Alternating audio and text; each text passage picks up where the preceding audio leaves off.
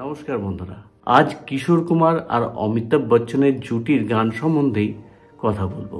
70-এর দশক বা 80-র দশকে কিশোর কুমার অমিতাভ বচ্চনের হয়ে প্রচুর গান করেছেন, যেগুলো পর্দাতে দেখে মনে হতো যেন অমিতাভ বচ্চনই গানটা করছেন।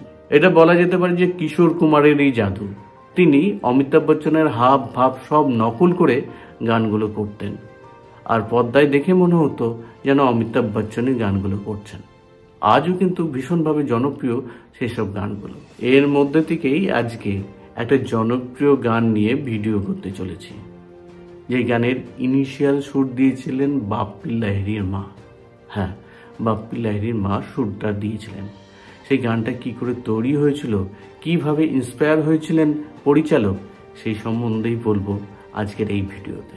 তাই বলবো সঙ্গে থাকুন, দেখতে থাকুন, আর আমার এই চ্যানেল ভবেন অভিজিৎকে অবশ্যই সাবস্ক্রাইব করুন। তো চলুন শুরু করি আজকের ভিডিওটা।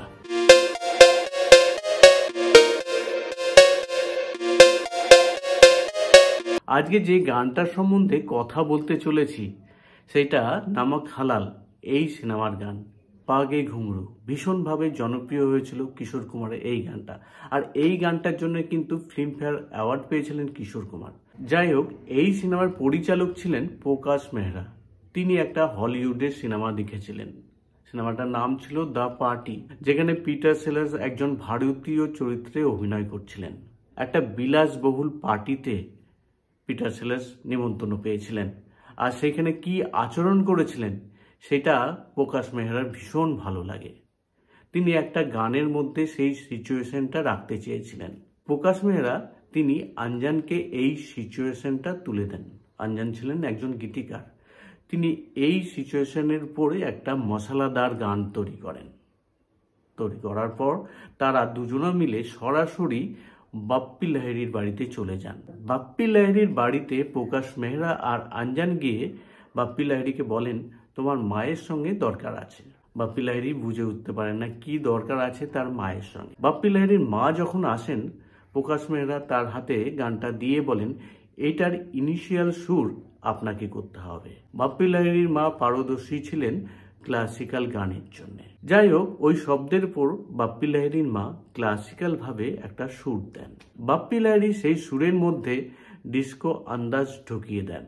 সঙ্গে সঙ্গে প্রকাশ মেহরা আর আঞ্জানের ভীষণ পছন্দ হয়। সেই মতো বাপ্পি লাহিড়ীর সুরটা সিলেক্ট হয় গানটার জন্য। কিন্তু বাপ্পি লাহিড়ীর প্রথম পছন্দই ছিল কিশোর কুমার। কিশোর কুমারকে দিয়েই এই গানটা করাবেন ঠিক করলেন। প্রকাশ মেহরা আর আঞ্জানও তাই চাইছে। বাপ্পি লাহিড়ী যখন কিশোর কুমারকে এই গানটা দেখান, কিশোর কুমারের কিন্তু ভীষণ পছন্দ হয়। কিন্তু সরগমের জায়গাগুলো বাপ্পি লাহিড়ীকে বলে দেন, এইগুলো আমার দ্বারা গাওয়া সম্ভব হবে না, তাই এই গানটা আমি করব না। কিন্তু বাপ্পি লাহিড়ী প্রথম থেকেই চাইছিলেন যে কিশোর কুমার যেন এই গানটা করেন। সেই মতো বাপ্পি লাহিড়ী সরগমের জায়গাটা একটা ব্যবস্থা করে 5 দিন ধরে রিহার্সাল করার পর ফাইনাল গানটা টেক হয়।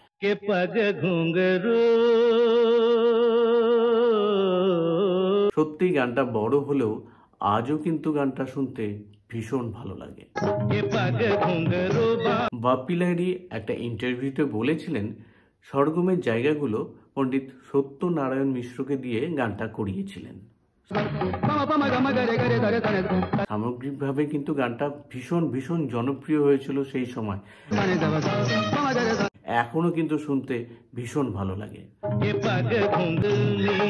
যাই হোক, অমিতাভ বচ্চন আর কিশোর কুমার জুটির এই গানটাও কিন্তু দেখতে ভীষণ ভালো লাগে, আর দেখে মনে হয় যেন অমিতাভ বচ্চনই গানটা করছেন পর্দাতে। আপনার কি মনে হয়? অবশ্যই কমেন্ট বক্সে কমেন্ট করবেন। আবার দেখা হবে একটা নতুন ভিডিওতে বন্ধুরা।